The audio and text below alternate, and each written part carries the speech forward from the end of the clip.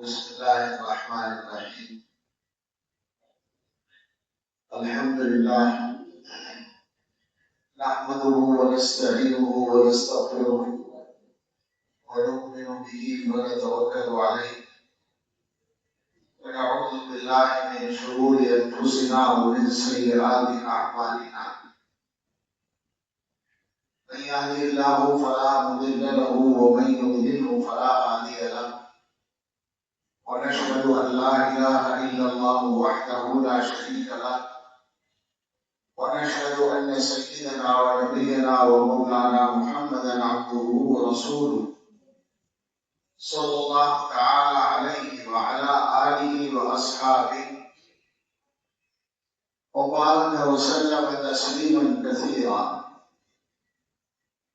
أما بعد فأعوذ بالله من الشيطان الرجيم. بسم الله الرحمن الرحيم.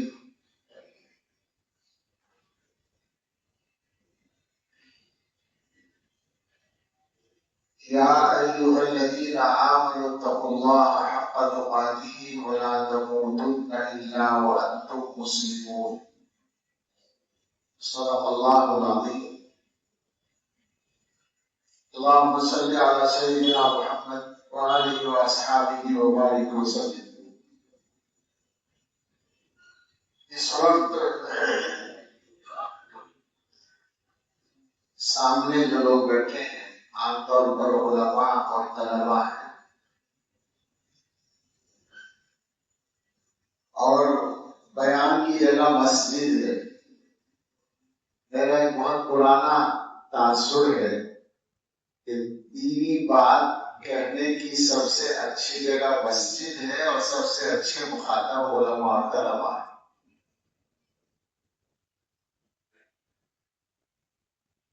اس لیے امید ہے کہ اللہ تعالیٰ کچھ کہلوا دیں گے. یہ سچی بات ہے بالکل کہ خطبہ پڑھنے تک کوئی بات ذہن میں نہیں ہے، بلکہ آیت جو شروع کی یا ایھا الذین آمنوا اتقوا اللہ سے شروع تو بہت سی آیتیں ہوتی ہیں، وہاں تک کچھ بھی ذہن میں تھا. خود ہی وَلَا تَكُونُوا حَقَّ تُقَاتِهِ والی آیت پڑھی تھی. ایک بات تو یہ ذہن میں آ رہی ہے کہ ہم اس پر بات کریں، اور اس کی ہمیں اس زمانے میں ضرورت ہے کہ ہمارے پاس زندگی ایک امانت ہے. اس کو لفظ بدل کر کہیں وقت ایک امانت ہے. ایک حدیث بہت ہمارے ماحول میں متعارف اور مشہور ہے، چونکہ وہ فضائل اعمال میں موجود ہے تو عام لوگ بھی جانتے ہیں کہ قیامت کے دن آدمی میدان حشر سے نہیں ہٹ سکے گا یہاں تک کہ 5 چیزوں کے بارے میں اس سے سوال کر لیا جائے. عن عمره فيما افنا، زندگی کو کس کام میں ختم کیا. وعن شبابه فيما ابلا، جوانی کو کس چیز میں پرانا کیا. وعن ماله، اور مال کے بارے میں 2 سوال. من اين اكتسبه وفيما انفقه، کہاں سے کمایا کہاں خرچ کیا. وماذا عمل بما علم، اور علم پر کتنا عمل کیا. اس میں جو پہلا سوال ہے، اور حدیث کی ترتیب سے ایسا لگتا ہے کہ شاید وہاں بھی سوالات کا نمبر 1 پر یہ رہے گا. عن عمره فيما افنا، زندگی کو کس کام پہ ختم کیا. تو یہ زندگی کیا ہے؟ وقت ہی جو ہے جو ہمیں ملا ہوا ہے. صبح ہوتی ہے، شام ہوتی ہے، عمر یوں ہی تمام ہوتی ہے. یہ جو وقت ہے ہمارے پاس، یہی زندگی ہے جس کا جواب دینا پڑے گا اللہ تعالیٰ کے. اب ہم لوگ خاص طور سے میں اپنے بچوں سے کہوں گا، طلباء سے اور علماء سے بھی گستاخی کی جا سکتی ہے، خاص طور سے جن کی داڑھی ہمارے برابر سفید نہ ہو کی جا سکتی ہے. کہ ہم لوگ حساب لگائیں کہ ہم اپنا وقت کیا واقعاً اس طرح خرچ کر رہے ہیں کہ اللہ کے یہاں حساب دینے میں سرخرو ہو جائے، جواب دینے میں کامیاب ہو جائے. کیا ایسے ہم خرچ کر رہے ہیں؟ میں اپنے بارے میں تو کہہ سکتا ہوں کہ اللہ تعالیٰ معاف نہ کرے تو جواب کچھ بھی نہیں. کچھ بھی جواب نہیں ہے. اتنا وقت خراب کر دیا ہے زندگی کا. جبکہ یہ میں بتا سکتا ہوں بغیر تکلف کے کہ میرا شمار ان لوگوں کو ہوتا ہے جو خاصے مصروف رہتے ہیں, کام کرتے رہتے ہیں. آج اس زمانے میں خاص طور سے, اور پڑھنے کے زمانے میں بھی پڑھنے کا کام تھا, مشغلہ تھا. اس کے باوجود میرا خیال یہ ہے کہ شاعر نے بہت سچی بات کہی ہے. سبقی رجال فی القیامت حسرتا علی فوت اوقات زمان حیاتها. قیامت کے دن بہت سارے لوگ حسرت سے روئیں گے کہ زندگی میں بہت سے اوقات خراب ہو گئے. اوقات کے لفظ پر میرے ذہن میں جملہ آیا کہ اگر ہم اوقات کو خراب کرتے ہیں تو پھر اپنی اوقات ہی خراب ہو جاتی. سچی بات. یہ آپ مشاہدہ بھی کر سکتے ہیں کہ جو لوگ وقت کی قدر کرتے ہیں ان کی قیمت بڑھ جاتی ہے, اور جو لوگ وقت کی قدر نہیں کرتے ان کی قیمت گھٹ جاتی ہے. آپ دیکھیں, یعنی اگر اسی پہلو پر ہم بات کریں تھوڑی سی, تو ایک ہی معیار کے لوگ ہوتے ہیں شروع میں. مثلا بچپن میں بچے ایک جیسے ہوتے ہیں, لگ بھگ پڑھنے میں اسکول میں یا مدرسے میں طلبا ایک جیسے ہوتے ہیں, لگ بھگ تھوڑا بہت فرق ہوتا ہے ذہانت کا یا محنت کا, لیکن نمبرات قریب قریب آ رہے ہیں اور وہ ایک جیسے مانے جا رہے ہیں. لیکن اس کے بعد جب وہ تعلیم سے فارغ ہو گئے تو مثلا ہم مدرسے کے ماحول میں بیٹھے ہوئے ہیں, تو ہم مثال مدرسے کی لے لیں کہ مدرسے سے 1000 آدمی فارغ ہوئے مثال کے طور پر, اور اگر مدرسوں سے کہو تو 10,000 کے دو, کئی مدرسوں کو ملا کر تو 10,000 آدمی میرا خیال ہے ہندوستان کے سارے مدرسوں سے فارغ ہونے والے اس سے زیادہ ہیں. وہ تعلق سے ہی میرا خیال ہے 1100-1200 تو آج کے تعلق میں ہوتے ہیں, اور دیوبندی میں جو اور مدرسے ہیں ان کو ملا دیا جائے تو کئی ہزار تو خالی دیوبندی سے فارغ ہو جاتے ہیں. پھر اس کے علاوہ اور 10,000 لوگ فارغ ہوتے ہیں ہر سال. لیکن کیا بات ہے, یہ سلسلہ چل رہا ہے بہت دنوں سے. کیا بات ہے کہ 10 سال کے بعد ان میں سے 10 آدمی نظر آتے ہیں, باقی نظر نہیں آتے. یہ سمجھنے کی بات ہے. اس سے پتہ چلتا ہے کہ جو لوگ اپنے وقت کو کام میں مسلسل لگاتے ہیں وہ آگے بڑھ جاتے ہیں, اور جو کام میں نہیں لگاتے وہ پیچھے رہ جاتے ہیں. یہ ایک طرح سے سفر ہے, زندگی سفر ہے. سفر میں جو لوگ سفر جاری رکھیں گے وہی تو آگے پہنچیں گے, اور جو راستے میں رک جائیں گے وہ کیسے آگے پہنچیں گے. تو یہ سوچنے کی بات ہے کہ ہم کس طرح زندگی گزار رہے ہیں اور اپنا وقت کس طرح خرچ کر رہے ہیں. ایک جگہ یہ بات پڑھی تھی کہ اگر کوئی آدمی اپنے جو ہر گھنٹے کے 5 منٹ خراب کرتا ہے, صرف 5 منٹ, تو سال بھر میں 1 مہینہ ہوتا ہے. اور یہ حساب آسان ہے, گھنٹے میں 5 منٹ 12واں حصہ ہے. اسی طرح بن جائے گا 1 گھنٹے کے 5 منٹ 12 گھنٹے کے 60 منٹ بنے گے, 24 گھنٹے کے 120 منٹ بنے گے, یعنی 2 گھنٹے. تو روزانہ 2 گھنٹے ہو گئے. اب 30 دن مہینے کے ہیں, اس میں 60 گھنٹے ہو گئے. پھر اس کو 12 سے ضرب دیں تو 720 گھنٹے ہو گئے ایک سال. 720 گھنٹے کو 30 سے تقسیم کریں تو ہو گیا پورا مہینہ. تو 1 مہینہ خراب ہو گیا اس آدمی کا جس نے ہر گھنٹے کے صرف 5 منٹ ضائع کیے. تو اس آدمی کے بارے میں کیا خیال ہے جس بیچارے نے کام میں ہی 5 منٹ لگائے باقی سارے ضائع کیے, اس کا کیا ہوگا؟ اور اب آپ سوچ لیں کہ آپ میں سے جو لوگ یہ سمجھتے ہوں کہ وہ کام میں لگاتے ہیں اپنے وقت کو, تو کیا ان کے ہر گھنٹے کے 5 منٹ ضائع نہیں ہو جاتے, 10 نہیں ضائع ہو جاتے؟ اگر 5 ضائع ہو رہے ہیں تو مہینہ, اور 10 منٹ ضائع ہو رہے ہیں تو 2 مہینے. آپ سے اگر کوئی کہے کہ تم نے سال میں 1 مہینہ ایسا گزارا جس میں کوئی کام نہیں کیا, تو آپ کہیں گے کہ نہیں ایسا کیسے ہو سکتا ہے, بالکل نہیں ہوا ایسا. لیکن ہم ثابت کر رہے ہیں ایسے ہی ہوا ہے. حقیقت میں ہوا ہے اور ہو رہا ہے مسلسل. بس یہ کہ وہ مہینہ ایک جگہ نہیں ہے. تو ظاہر بات ہے کہ اللہ تعالیٰ نے وقت کی جو نعمت دی ہے اس کو گھیر کر نہیں رکھا. آپ کے ہاتھ میں ایسا اختیار نہیں کیا ہے کہ مثال کے طور پر پیسے کی طرح پیسے کو آپ بچا کر رکھیں, خرچ نہ کریں تو وہ بچا رہے گا. وقت کو خرچ نہ کریں تو وہ خرچ ہو جائے گا, وہ ہاتھ سے نکل جائے گا, وہ بہہ جائے گا. اسی وجہ سے جو لوگ یہ کہتے ہیں کہ وقت سونے سے زیادہ قیمتی ہے, ہمارے کچھ بچے تو سمجھتے ہیں کہ وقت سونے سے قیمتی ہوتا ہے, یعنی نیند سے, سونے سے. جاننے میں پریشانی ہے, سو جاؤ تو مزے ہیں, وہ مراد نہیں ہے. گولڈ وقت جو ہے سونے سے زیادہ قیمتی ہے, کہا گیا مشہور قول ہے.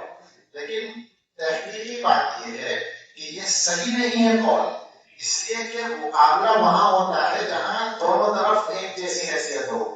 سونا قیمتی چیز ہے, وقت کی کوئی قیمت ہی نہیں ہے. آپ 1 کروڑ روپے میں 1 منٹ خرید کے دکھا دیں جو جا چکا ہے, نہیں ملے گا. تو اس کا مطلب یہ کہ وقت کی قیمت لگائی ہی نہیں جا سکتی. تو قیمت والی چیز سے کیسے کمپیئر کریں گے آپ, کیسے موازنہ کریں گے, یہ نہیں چلے گا. لہٰذا یہ غلط ہے. صحیح یہ ہے کہ وقت ایسی نعمت ہے جس کی کوئی قیمت ہی نہیں ہے, یعنی کوئی قیمت دے کر اس کو لیا نہیں جا سکتا, واپس نہیں لایا جا سکتا. لہذا ضروری ہے کہ ہم لوگ وقت کے استعمال کے سلسلے میں حساس بن جائیں. پیسے خرچ کرنے کے معاملے میں سب حساس ہیں, اور جو کنجوس لوگ ہیں ان کے تو کیا ہی کہنے ہیں. بخیل آدمی جو ہوتا ہے اس کے یہاں پیسہ خرچ کرنے کے معاملے میں جو اصول ہے وہ یہ ہے کہ چمڑی چلی جائے کمڑی نہ جائے. سنی ہوگی یہ کہاوت کہ کھال اتر جائے مگر پیسہ نہ جائے. پرانے زمانے میں پنیوں کے بارے میں چلتے تھے, کسی بھی قوم کے بارے میں بنائے جاتے ہیں تو کہتے ہیں کہ ایک ساتھ بیمار ہو گئے تو انہوں نے حکیم کو دکھایا, اس نے کہا کہ علاج میں پوچھا علاج میں کتنا خرچہ ہوگا, معلوم کہ کتنے 100 روپے لگیں گے. تو انہوں نے اس کو بلایا جو آخری رسوم ادا کرنے والا آدمی تھا, کتنا خرچہ ہوگا. اس نے جو بتایا وہ دوا سے کم تھا. تو کہنے کہ پھر تو مرنے میں فائدہ ہے, پیسے بچا لیے جائیں, بچا کے مرنے میں فائدہ ہے, زندہ رہ کے اتنے پیسے کیوں خرچ کریں. عربی کے ایک مشہور ادیب ہیں, آپ بچوں کا نام سنا ہوگا, علماء جانتے ہیں, 40. ان کی کتاب ہے البخلا, 2 جلدوں میں بخیلوں کے واقعات. اس میں عجیب عجیب واقعے لکھے ہیں. بخیل آدمی جو ہوتا ہے اس کے دل سے کوئی چیز بھی اترتی نہیں ہے, وہ خرچ کرنا ہی نہیں چاہتا. ایک آدمی کھانا کھا رہا تھا, ایک پتلی سی نہر تھی, پتلی بھی نہیں زیادہ, ایک چھوٹی نہر تھی جس کی چوڑائی بہت زیادہ نہیں تھی. اس کے کنارے پر بیٹھا ہوا کھانا کھا رہا تھا بخیل آدمی. دوسرے کنارے پر ایک آدمی گزر رہا تھا, تو اس نے ویسے ہی سوچا کہ بیچ میں تو نہر کا فاصلہ ہے, اس سے کہا جاؤ بھائی کھانا کھا لو. اس نے پائیں چڑھانے شروع کر دیے پانی میں آ کر ادھر پہنچنے کے لیے, یعنی وہ آنے کے لیے تیار ہو گیا. اب اس نے دیکھا کہ یہ تو آ ہی رہا ہے, کہنے لگا قول کا جواب قول سے ہی دے دیا کرتے ہیں, فعل سے دینے کی کیا ضرورت ہے, عمل سے دینے کی کیا ضرورت ہے. جائز طریقہ ہے. ایک بخیل کے ایک مہمان پہنچ گیا تو مہمان کے سامنے اس بخیل میزبان نے اپنے بیٹے کو بلایا اور اس سے کہا کہ دیکھو مہمان آئے ہیں, یہ بہت اچھا سا گوشت لے کے آؤ, گوشت پکائیں. اور بیٹا چلا گیا اور بہت دیر کے بعد واپس آیا. تو باپ انتظار میں کھڑا تھا, بیٹا آیا تو باپ نے کہا بہت دیر لگا دی. کہنے کا اصل میں یہ ہوا کہ جب میں گوشت کی دکان پر پہنچا اور میں نے کہا کہ مہمان آیا ہے, بہت اچھا سا گوشت چاہیے, تو گوشت والے نے کہا کہ میں تمہیں اتنا اچھا گوشت دوں گا جیسے پنیر, یعنی نرم اور عمدہ. تو میں نے سوچا کہ پھر میں پنیر کی کیوں نہ لے لوں, تو میں پنیر کی دکان پہ چلا گیا. پنیر والے سے کہا کہ بہت اچھا سا پنیر چاہیے, مہمان آئے. تو اس نے کہا میں تمہیں اتنا شاندار پنیر دوں گا جیسے شہد. تو میں نے سوچا کہ شہد ہی لوں. تو میں شہد کی دکان پہ چلا گیا. شہد والے سے کہا کہ مہمان ہے اچھا سا شہد چاہیے. اس نے کہا ایسا شفاف اور سیال شہد ہوگا جسے پانی بھی لوں. تو میں نے سوچا پانی تو گھر پر موجود ہی ہے. تو میں واپس آ گیا. تو باپ نے کہا کہ بیٹا تم نے حق ادا کر دیا میرا بیٹا ہونے کا، لیکن ایک چیز میں تم نے غور نہیں کیا کہ اتنی دکانوں پر جو تم گیا بار بار بازار میں تو تیرے جوتے گھس گئے ہوں گے. کہنے کہ جوتے تو میں مہمان کے پہن کے گیا. اپنے جوتے بھی خرچ نہیں کیے. اچھا یہ پتہ نہیں ان قصوں کی کیا حقیقت ہے، لیکن جن بعض بخیلوں کو ہم نے واقعتاً دیکھ لیا ان کو دیکھ کر یقین آتا ہے کہ سچے ہوں گے. واقعتاً ہم ایک ایسے آدمی، معاملہ بخیلوں کی بات چل رہی ہے، ہم ایک ایسے آدمی کو جانتے ہیں، اس زمانے کا آدمی ہے. چند سال پہلے تک اس کے گھر میں، ایک شہر میں رہتا ہے، اس کے گھر میں بجلی کا کنیکشن نہیں تھا بل دینے کی وجہ سے. چراغ سے کام چلتا تھا. اور جانے کیا کیا، جبکہ کروڑوں کی زمین اس کے پاس ہوتی. تو بخیل آدمی پیسے کو جس طرح خرچ کرتا ہے، علماء نے نصیحت کی ہے اپنے وقت کو اسی طرح خرچ کرو. ہم لوگ کا رویہ کیا ہے؟ ہر چیز کے خرچ کرتے ہوئے ہمیں خیال آ جائے گا، وقت کے خرچ کرتے ہوئے کبھی خیال نہیں آتا کہ وقت جا رہا ہے. دوستوں کے ساتھ بیٹھ گئے، جو نماز کے پابند لوگ ہیں ان کو نماز کے وقت میں خیال آ جاتا ہے، وہ بھی سب کو نہیں، بازے اس میں گول کر جاتے ہیں. اور جو نماز کے پابند نہیں ان کیا تو ظاہر ہے کوئی رکاوٹ ہی نہیں، وہ بیٹھے ہیں، وہ 1 گھنٹہ ہو گیا، 2 گھنٹے ہو گئے، 3 گھنٹے ہو گئے، 4 گھنٹے ہو گئے، مجلس چل رہی ہے، گپ شپ چل رہی ہے، باتیں چل رہی ہے. ایسی جو مجلسیں ہیں جن میں وقت کا خیال ہی نہیں ہے، وہ 2 طرح سے آدمی کے لیے وبال ہے. ایک تو وقت ضائع ہو رہا ہے، دوسرے باتیں جو ہو رہی ہیں ان کا حساب الگ سے دینا ہے. وقت کا حساب الگ دینا ہے، باتیں جو بولی ہیں ان کا حساب الگ سے دینا ہے. ہم سب ایک حساب لگائیں. اسی موضوع پر بات کر رہا ہوں. حساب لگائیں کہ ہم کیا کیا کام کرتے ہیں. کیونکہ آج کل جب کسی سے اس طرح کی بات کریں تو اکثر لوگوں کے ذہن میں آتا ہے کہ میں تو کافی کام کرتا ہوں، میں تو بہت بزی ہوں. آج کل کا خاص چلتا ہوا لفظ ہے بزی. فیشن میں بھی بہت دیا جاتا ہے کہ میں بزی ہوں. میری تو اصلاح کر دی ایک ڈاکٹر نے، ہمارے دیوبند میں ڈاکٹر ہے. میں نے اس سے کہا کہ ڈاکٹر صاحب نیند پوری نہیں ہوگی. مجھے پہلی پریشانی کے سفر کی ہے اور وہاں کی مشکلیں زیادہ ہوتی ہے. تو اس نے کہا کہ مولانا ہم وقت بھی ضائع کرتے ہیں. مجھ سے کہا، میں نے فوراً اس کی تصدیق کر دی. میں نے تردید نہیں کی اس کی. میں نے کہا کہ ٹھیک ہے، صحیح کہہ رہے ہیں، ہمارا وقت ضائع ہوتا ہے کچھ. ورنہ اگر ترتیب بنا لیں تو نیند بھی پوری ہوگی اور کام بھی ہوگی. تو عام طور پر لوگ یہ سمجھتے ہیں کہ ہم تو بہت کام کرتے ہیں، ہم تو بڑے بزی رہتے ہیں. حقیقت میں ہم بزی نہیں رہتے، بس وہ تصور ہے. اور اس کا ٹیسٹ اس طرح ہوگا کہ ہر آدمی یہ غور کرے کہ وہ کیا کیا کام کرتا ہے اور سارے کاموں کو ملا کر کتنے گھنٹے خرچ ہوتے ہیں ان کاموں میں. مثلا میں طلبا سے بات کروں، باقی لوگ اسی سے سمجھ لیں گے. آپ پڑھتے ہیں مدرسے میں تو 6 گھنٹے تعلیم میں ہے. 6 گھنٹے تو یہ ہو گئے جن میں باقاعدہ سبق ہوتا ہے. حالانکہ مجھے معلوم ہے، میں مدرسے کا آدمی ہوں، کہ پورے 6 گھنٹے نہیں ہوتا. چند منٹ ادھر چند منٹ ادھر اس میں سے بھی بچ جاتے ہیں. اس پر میں الگ سے ایک بات کروں گا. لیکن 6 گھنٹے ہم نے مان لیا کہ سبق ہوا. 6 گھنٹے آپ آرام کر لیں. 6 گھنٹے سونا بہت کافی ہوتا ہے. انشاءاللہ کوئی پاگل نہیں ہوتا ہے 6 گھنٹے سو کر. لوگ سوچتے ہیں کہ 7-8 گھنٹے صحت کے لیے سونا ضروری ہے. 5 گھنٹے 4 گھنٹے والے بھی جی رہے ہیں. لیکن چلیے بہتر صحت کے لیے 6 گھنٹے آپ نے ضرور سمجھیں. اور مزید ایک بات ہے کہ ہمارے طلبا 6 گھنٹے سے زیادہ سوتے بھی نہیں. ہمارے حقیقت یہ بے وقت سوتے ہیں، زیادہ نہیں سوتے. کیا خیال ہے؟ رات کو دیر تک موبائل میں لگے رہے تو جاگتے رہے. اب جو صبح کو سو رہے وہ بے وقت سو رہے. ایسا نہیں کہ زیادہ سو رہے. تو 6 घंटे से ज्यादा आप सोते भी नहीं है, लिहाजा 6 घंटे ही माने सोने। 6 घंटे सोने के हो गए, 6 घंटे मदरसे के इस्बात के हो गए, 12 घंटे हो गए। नमाज पढ़नी है फजर ज़ोहर असर मगरिब इशा सुन्नतों के साथ, वुजू के साथ, इस्तिंजे के साथ 2 घंटे लगाने। अगरचे मैं कसम खा सकता हूँ कि कोई तालिब इल्म इन 5 नमाजों में 2 घंटे नहीं लगाता। हमारे बच्चों की नमाज तो 2.5 मिनट में 4 रकात होती है, नहीं होती? अक्सर लोगों की नहीं होती क्या? पक्की बात है, ऐसी होती है। तो लेकिन हमने मान लिया कि आप खुशो खुशू से नमाज पढ़ते हैं और सारी तैयारी करते हैं, तो 2 घंटे तमाम नमाजों में हो गए। कितने हो गए?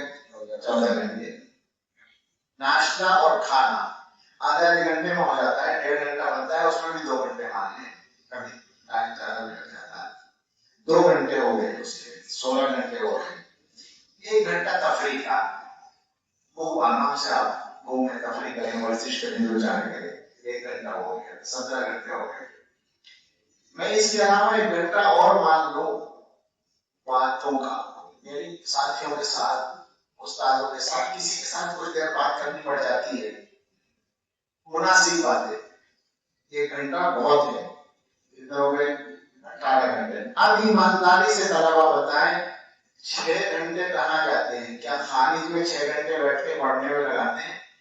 जबकि इतने आराम से सारे काम हमने बयान किए। किसी भी मदरसे के तलबा खारिज में 6 घंटे नहीं पढ़ते। जहाँ निगरानी करके पढ़ाया जाता है वहां के लड़के 3 घंटे 3.5 घंटे पढ़ लेते हैं दोनों शिस्तों में। वो जहाँ निगरानी है और जहाँ निगरानी नहीं तो अल्लाह याद है। इसका मतलब ये हुआ कि उमूमन 3 घंटे जा रहे, 2 घंटे तो कसम खा सकते हैं हम बिल्कुल जाया हो रहे हैं उन बच्चों के जो मेहनत कर रहे हैं, जो पढ़ रहे हैं। अब जब 2 घंटे रोजाना जाया हो रहे हैं तो आप सोचें कितना बड़ा नुकसान हो रहा है। कोई महीना हो गया 2 साल भर का, खतरनाक बात। एक बात मैंने बीच में कही थी कि 6 घंटे पढ़ाई की है, लेकिन ऐसा नहीं है कि अगर 6 बजे से घंटा है तो 6 बजे से और 7 बजे तक, यानी 5:59 के बाद से और 6:59 तक जो है एक उस्ताद मुसलसल पढ़ाएंगे, ऐसा नहीं होता। अमल नहीं होता है। चंद मिनट इधर चंद मिनट उधर वक्फा होता है, उसमें आप क्या करते हैं? कुछ नहीं करते, वक्त खराब करते हैं, बातें करते हैं, उठ के चले जाते हैं 10-10। मैंने देखा है बाज तलबा को, अपने साथियों तक में पढ़ने के जमाने में भी देखा कि बाज तलबा का मामूल था कि वो उठते नहीं थे। अभी जो उस्ताद पढ़ा के गए वही सबक उस पर नजर डाल ली जाए। एक बार मैं आपको यकीन से कह सकता हूं कि अगर आप ये काम करेंगे तो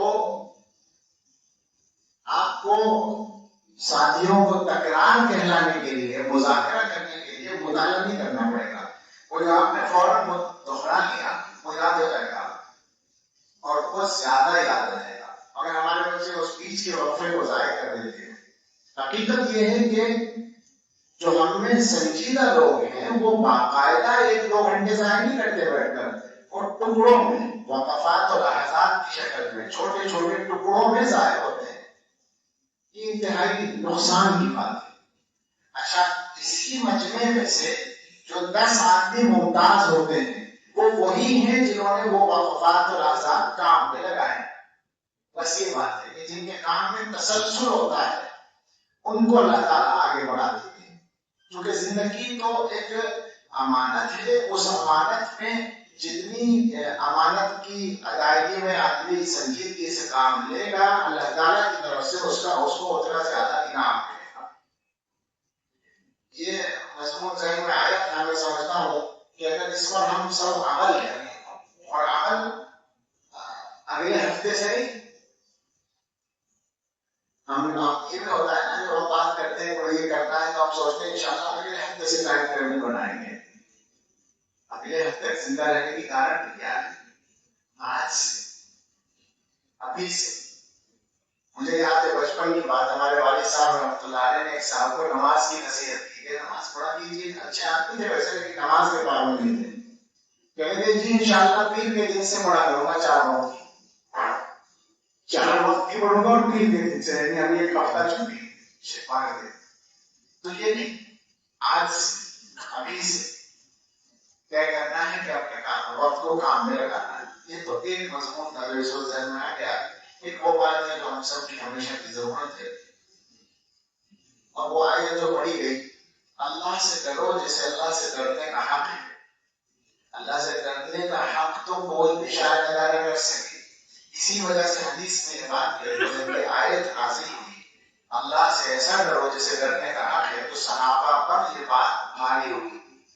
وہ سمجھ گئے مضمون کو. صحابہ کرام تو نہایت صحیح لوگ تھے. انہوں نے کہا کہ اللہ سے ڈرنے کا حق کون ادا کرے گا. تو دوسری آیت نازل ہوئی فاتقوا اللہ ما استطعتم. جتنی طاقت ہے اتنا اللہ کا تقوی اختیار کرو, اللہ سے ڈرو. بعض حضرات تو کہتے ہیں کہ اس آیت کو اس نے منسوخ کر دیا. بعض کہتے ہیں نہیں اس کی تفسیر ہے یہ. اللہ سے ڈرنے کا حق آپ کے ذمہ اتنا ہی ہے جتنا آپ کے لیے ممکن ہے, آپ جتنا کر سکتے ہیں. تو اب ہمارا جو معاملہ ہے اللہ سے ڈرنے کا یا تقوی اختیار کرنے کا, کیا ایمانداری سے واقعتا ہم اپنی ہمت کے مطابق اللہ سے ڈر رہے ہیں اور تقوی اختیار کیے ہوئے ہیں. اس کا بھی ٹیسٹ کر لیں کہ ہم گناہوں سے بچتے ہیں, بہت سے گناہوں سے ہم بچتے ہیں, لیکن کیا ایسا نہیں ہے کہ ہم جن گناہوں سے بچتے ہیں عام طور پر وہ گناہ ہیں جن کا موقع نہیں ملتا یا جن کی ضرورت نہیں پڑتی. ضرورت کہہ رہا ہوں یعنی جن کی خواہش نہیں ہوتی. یعنی مثال کے طور پر ہمارے ماحول کا آدمی سڑک پر کھڑے ہو کے گالی نہیں دے گا. کیوں؟ تقوی کی وجہ سے. وہ اس کی جو ظاہری وہ ہے اس کے خلاف ہے, وہ بدنامی ہوگی. لیکن کسی اور گناہ کا موقع ملے تو آسانی سے گناہ مبتلا ہو جاتے ہیں. تو اصل یہ ہے کہ اللہ کے ڈر کی وجہ سے گناہ چھوڑا جائے, ہر گناہ چھوڑا جائے, چاہے وہ ہماری خواہش کے مطابق ہو یا خواہش سے الگ ہو. مثال کے طور پر ہمارا جی چاہ رہا ہے جھوٹ بولنے کو, ہمیں لگ رہا ہے کہ اس میں فائدہ ہوگا تو ہم نے جھوٹ بول دیا. ایسا بہت لوگ کرتے ہیں, کثرت سے لوگ کرتے ہیں, اچھے خاصے دیندار لوگ کرتے ہیں اور بعد میں کہہ دیتے ہیں کہ میں نے جھوٹ کہا تھا. یعنی کوئی ہلکا سمجھتے ہیں. خطرناک بات ہے. اس کے مطلب ہے کہ اللہ کا ڈر نہیں ہے. اللہ تعالیٰ نے جھوٹوں میں لعنت کرتے ہیں. اور اس بارے میں ہمارے حضرت کا کتنا خوبصورت جملہ ہے جو آدمی کو واقعی نصیحت کے لیے کافی ہے. حضرت نے فرمایا ایک صاحب سے کہ یہ طے کر لے کہ سچ بول کر ہارنا, جھوٹ بول کر جیتنے سے بہتر ہے. آپ سمجھ لیں گے جھوٹ بول کے ہم اپنی بات منوا لیں گے, استاد کو دھوکہ دے دیں گے, فلاں کو دھوکہ دے دیں گے. یہ دھوکہ دینے میں آپ کامیاب ہو گئے. اگر آپ سچ بولتے کہ مجھ سے غلطی ہوئی ہے تو ایسا لگتا ہے جیسے آپ ہار گئے, مگر انجام اسی کا اچھا ہے. حضرت یہ فرماتے ہیں سچ بول کر ہارنا, جھوٹ بول کر جیتنے سے بہتر ہے. تو مثلا جھوٹ بولنے کو ٹھیک چاہ رہا ہے, نہیں بولا. کیا جھوٹ بولنے میں دنیا کا کوئی فائدہ ہے؟ نہیں بولا. پیسہ کمانے کا ایک راستہ ہے جو جائز نہیں ہے, ہمیں موقع مل رہا ہے کمانے کا, مگر شریعت کہتی ہے کہ صحیح نہیں ہے تو ہم نے چھوڑ دیا. ایسا کرنے والے ہم پہ بہت کم ہیں مسلمانوں. اس کا مطلب کیا ہے کہ موقع نہیں ہے اس لیے نہیں کر رہے, موقع ملتا ہے تو ہم غلطی کر جاتے ہیں. اسی کے دائرے میں آتے ہیں وہ سارے گناہ جو شہوانی گناہ کہلاتے ہیں اور جن سے ہمارے دیندار نوجوان آج کل پریشان ہیں. یہ بات کھول کر ہی کرتا ہوں ابھی مناسب انداز میں, یہ جن کے مزاج کا خدا نخواستہ آوارگی ہے ان کی تو بات الگ ہے. لیکن یہ جو دیندار طبقہ ہے, اور دیندار صرف مدرسوں ہی میں نہیں ہے, وہ کالجز میں بھی, اس لائن میں بھی ایک بڑی تعداد ہے نوجوانوں کی جو دل سے دیندار ہیں اور وہ چاہتے ہیں کہ دین پر چلے, لیکن ماحول ان کو اچھا نہیں دیتا. تو اب یہاں وہ پریشان ہو جاتے ہیں. ہمارے بہت سارے لوگوں کے میسج اسی طرح کے آتے ہیں جس سے اندازہ ہوتا ہے کہ وہ پیچھا چھڑانا چاہتے ہیں گناہوں سے اور چھوٹ نہیں پاتا. یہ ایک مسئلہ ہوتا ہے. تو یہ ہے وہ چیز جس جگہ اللہ کے ڈر اور تقوی کی بات آتی ہے کہ وہ تقویٰ ایسا ہونا چاہیے دل کے اندر کہ اللہ کے ڈر کی وجہ سے خواہش کے خلاف کرنے کا ارادہ کامیاب ہو جائے. ارادہ ہے ہمارا مگر کامیاب نہیں ہوتا, پھسل جاتے ہیں ہم آسانی کے ساتھ. کچھ لوگ ایسے ہوتے ہیں اللہ کے بندوں میں جو بچ جاتے ہیں.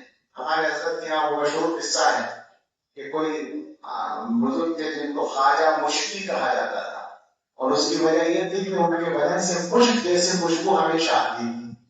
اور اس کا قصہ یہ ہوا تھا کہ وہ پڑھتے تھے, حدیث پڑھتے تھے استاد کے پاس, اور شاید وہ کچھ یعنی عام لڑکوں سے بڑی عمر کے تھے, جوان تھے, مطلب جیسے نوجوان ہوتے ہیں اس سے بڑے. وہ پابندی سے سبق میں آتے تھے اور استاد ان پر اعتماد بھی کرتے تھے. ایک دن وہ سبق میں وقت پر نہیں پہنچے تو استاد صاحب نے کہا کہ میں ان کا انتظار کر لیتے ہیں, کوئی اچھا لڑکا اور اس کا انتظار کر لیا جائے. تو چلو ان کا انتظار کر کے پڑھائیں گے.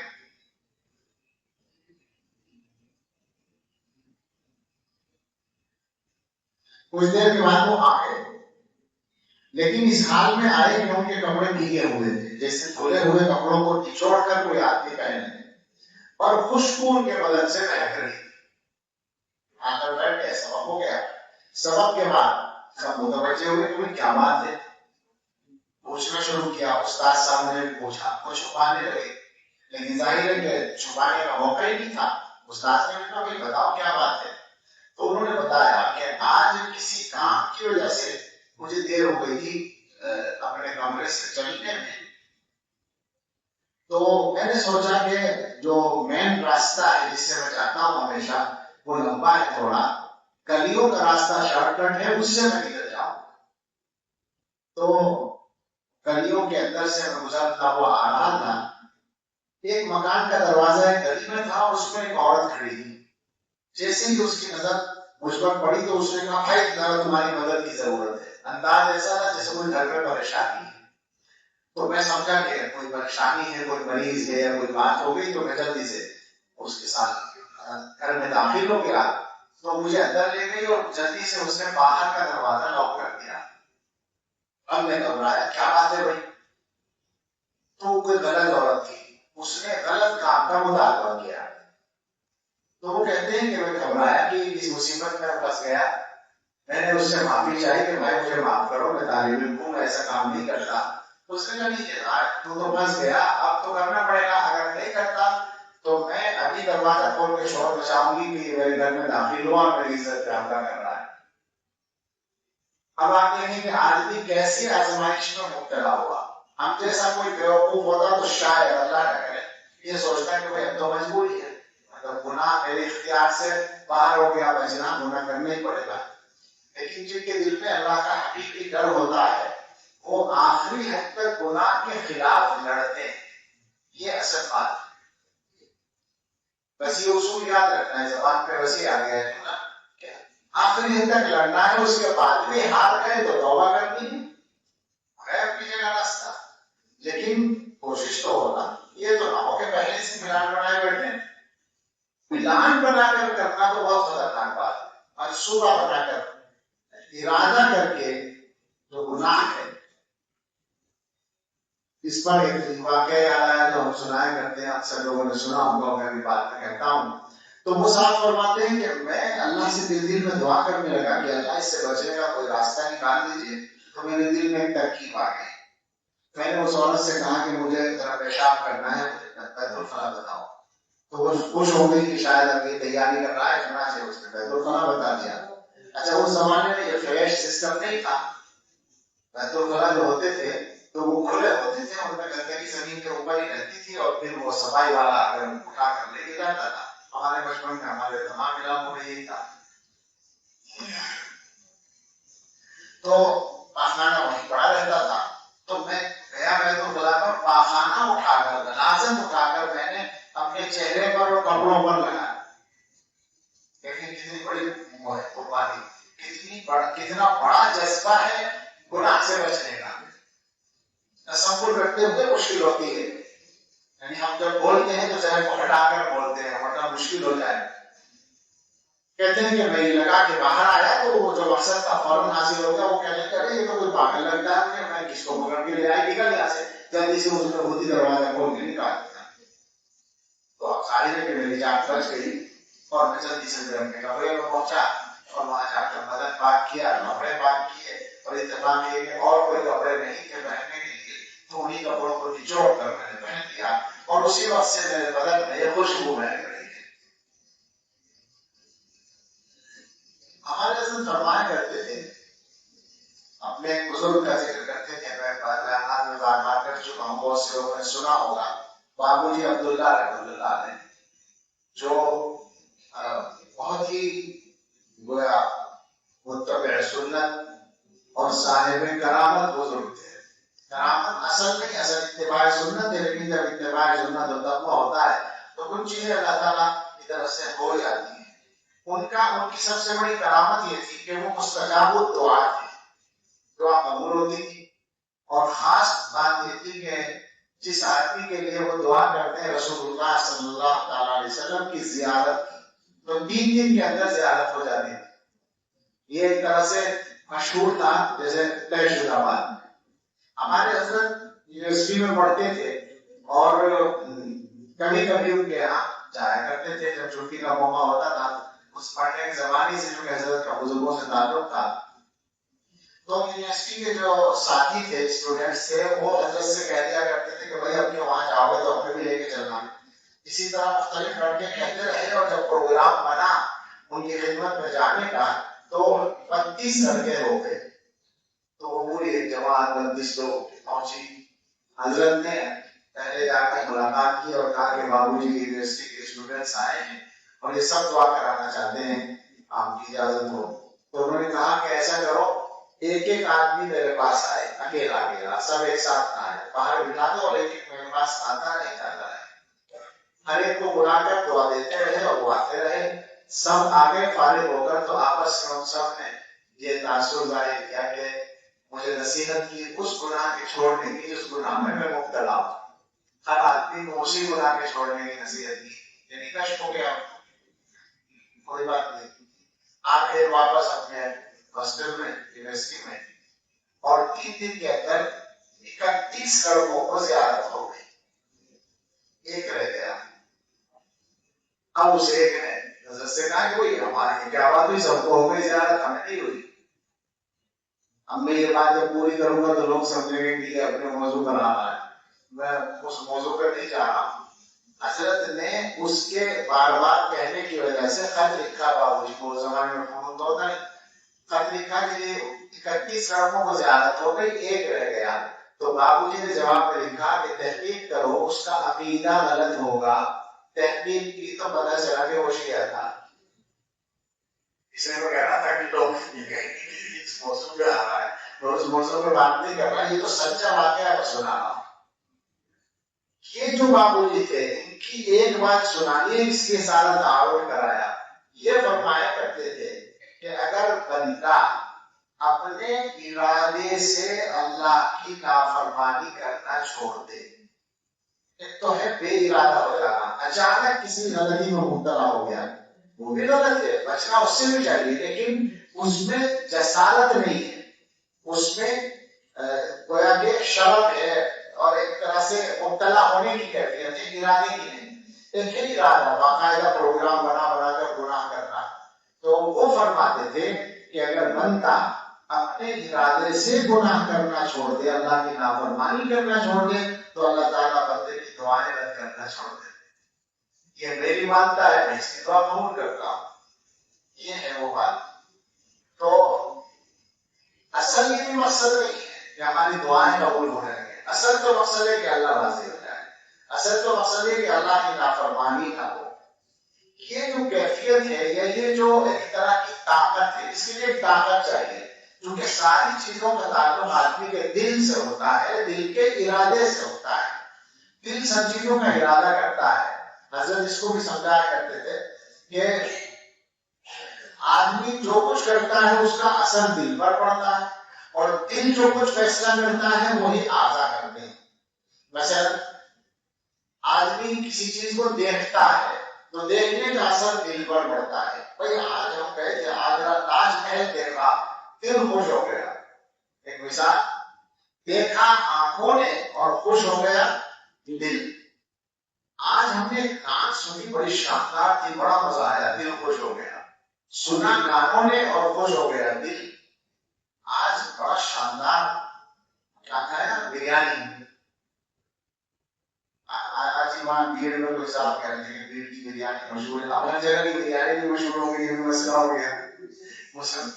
آج کا جو ہے نا ہمارے اس دور میں انٹرنیٹ کی برکت سے وہ کھانے پکانے کی جو ترکیبیں ہیں وہ عام ہو گئی، تو ہر جگہ کے کچھ الگ وہ بھی ہیں اور وہ مشترک بھی ہیں. تو بریانی حیدرآباد کی جو بریانی ہے، ہمارے علاقے میں مراد آبادی بریانی ہے، اور بہت اب تو ہر جگہ کی بریانی بننے لگی. تو خیر کہاں بریانی میں پہنچ گیا. بریانی کھائی، بڑا مزہ آیا، دل خوش ہو گیا. کھایا منہ میں، زبان میں چکھا، خوش ہو گیا دل. تو اس کا مطلب یہ ہے کہ انسان کی جتنے افعال ہیں ان سے دل متاثر ہوتا ہے. حضرت یہ فرمایا کرتے تھے کہ مبتدی کے دل کا تعلق آنکھوں سے زیادہ ہوتا ہے، یعنی اس کا دل جو گڑبڑ ہوتا ہے وہ آنکھوں سے ہوتا ہے. اجنبی پر نظر پڑی دل خراب ہو جاتا ہے. تو اچھا ادھر دل جو ارادہ کر لے، بھائی دل چاہتا ہے چلو فلاں چیز کھا کے آئیں گے، اب جا رہے ہیں، مشقت اٹھا رہے ہیں، سفر کر رہے ہیں. آج کل یہ بھی مصیبت چل پڑی کہ کھانے کے لیے سفر کرتے ہیں لوگ. یہ بدترین بات ہے، میں سچ کہتا ہوں، مجھے تعجب ہوتا ہے. کھانے کے لیے عام حالات میں ایک تو یہ کہ کسی میزبان نے آپ کی دعوتی کا انتظام ایسی جگہ کر دیا کہ کچھ چل کے جانا پڑا تو وہ ایک الگ معیت ہوئی. لیکن معلوم ہوا کہ آج کئی دوست مل کر کھانے جا رہے ہیں 50 کلومیٹر دور یا اس سے بھی زیادہ. میں نے سنا اس سے 90 بھی سفر کرتے ہیں صرف کھانے کے لیے. مسلمانوں کے حالات اچھے نہیں ہیں. مسلمانوں کے یعنی ان حالات میں یہ غفلتیں، یہ نوابیاں جو چل رہی ہے خطرناک بات ہے. کوئی ہنسی مذاق کی بات ہے، بہت خطرناک بات ہے. ابھی بالکل تازہ مجھے اپنی بات یاد آئی کہ وہ جگہ وعدہ ہے جانے کا بھی انشاءاللہ جانا ہے. وہ آئے اور کہنے لگے کھانے میں کیا لیں گے. میں نے کہا کہ میرے کہنے کے مطابق بنائیں گے کہ جی بالکل دال روٹی. اب مشکل یہ ہے کہ مانتے ہی دال روٹی نہیں کھلائیں گے، حالانکہ ہمیں آسانی اسی میں ہے. پھر بھی وہ پوچھنے لگے. میں نے تو بڑی تھی کہا، میں کہتے دیکھو بھائی بڑی دعوت مت کرنا، بہت بڑی جو لوگوں کی دعوت کرتے ہیں، اور بہت سارے آئٹم مت بنانا. ان کی سمجھ میں نہیں آیا. میں کہا میرے نزدیک سب سے آسان ہے کہ میں آپ کے یہاں پہنچوں مسجد میں یا جہاں بھی، اور ایک طرف بیٹھ کر 2 چپاتی ایک سالن کے ساتھ کھا لوں، بس میرا کھانا کافی ہو جائے گا اور مجھے دلی راحت ملے گی اس سے. جو سچی بات ہے وہ کہہ رہا ہوں. تو خیر دل نے ارادہ کیا کہ فلاں کام کرے تو اعضاء اس کے تابع ہو جاتے ہیں. اس وجہ سے دل کے اندر ایک طاقت کی ضرورت ہے تقویٰ اختیار کرنے کے لیے. وہ خالی باتوں سے نہیں آتا. یہ طاقت جو پیدا ہوتی ہے وہ 2 چیزوں سے ہوتی ہے، ایک اللہ کے ذکر سے اور ایک تقوی والوں کی صحبت سے. تقوی والوں کے قریب جب آدمی رہتا ہے تو اس کو پتا چلتا ہے کہ کس طرح یہ لوگ گناہوں سے بچتے ہیں. گناہوں کے تقاضے متقیوں کے پاس بھی آتے ہیں. ایسا نہیں ہے کہ جب متقی بن گئے تو چھٹی ہو گئی اب کوئی گناہ پیچھے نہیں پڑے گا. ایسا نہیں ہے. شیطان تو کبھی بھی پیچھے نہیں چھوڑتا، لیکن وہاں ایک جذبہ پیدا ہو چکا ہوتا ہے تقوی کا، گناہ سے بچنے کا، تو وہ اس کے لیے کوشش کرتے ہیں. تو ان کے قریب رہ کر ان کی صحبت کا یہ اثر آتا ہے آدمی میں. اور دوسری یہ طاقت پیدا ہوتی ہے اللہ کے ذکر سے. ہمیشہ یاد رکھیں ذکر کی محنت سے دل تیار ہوتا ہے اور اس کے اندر اللہ کے نام سے طاقت آتی ہے. کیونکہ ذکر کا مطلب ہے اللہ کا نام. اللہ کا نام جو ہے وہ دنیا کی سب سے بڑی طاقت ہے. جس دل میں اللہ کا نام بیٹھ جاتا ہے تو اس کے اندر ایک طاقت پیدا ہو جاتی ہے. پھر اس کے مرحلے اور درجے ہوتے ہیں، لیکن کم سے کم اتنا تو ہو جاتا ہے کہ آدمی تقریباً بچ جاتا ہے گناہ سے. ہو سکتا ہے کبھی کبھی بچ بھی جائے، ایسا نہیں کہ وہ معصوم رہتا ہے. پھر جب وہ خدا نہ خواستہ پھنس جائے کسی گناہ میں تو پھر توبہ کیے بغیر اس کو چین نہیں پڑتا. وہ توبہ کر لیتا ہے، توبہ کرنے میں جلدی کرتا ہے. اور یہ بات ہمیں بتائی گئی ہے یہ توبہ کرنے کے بعد آدمی پھر پہلے جیسا ہو جاتا ہے. جیسے کپڑا گندا ہو گیا دھل گیا پھر پہلے جیسا ہو جاتا ہے. تو اس لیے ضرورت اس محنت کی پڑتی ہے کہ آپ اہل اللہ کی صحبت اختیار کریں اور اللہ کے ذکر کی محنت کریں تاکہ یہ طاقت ہمارے اندر پیدا ہو جائے. اس کے لیے ہم سب کو ارادہ رکھنا چاہیے اور ارادہ کرنا چاہیے. اللہ تعالیٰ ہم سب کی زندگی میں تقویٰ عطا فرما دے. اصل تو بات یہ ہے کہ دوزخ سے بچنا ہے، جنت میں جانا ہے. برائیاں کر کر کے جائیں گے تو گندے ہو جائیں گے اور جنت گندگی کی جگہ نہیں ہے. اللہ ہم سب کو دنیا ہی میں پاک ہونے کی توفیق عطا فرمائے تاکہ ہم مرنے کے بعد سیدھے جنت میں جانے کے مستحق بن جائیں. اللہ حضرت مولانا مفتی محسن صاحب کو جزائے خیر دے کہ ان کی برکت سے یہ باتیں جن سے ہو سکتا ہے بولنے والے کو بھی فائدہ ہو جائے اور سننے والوں کو بھی. اللہ قبول فرمائے.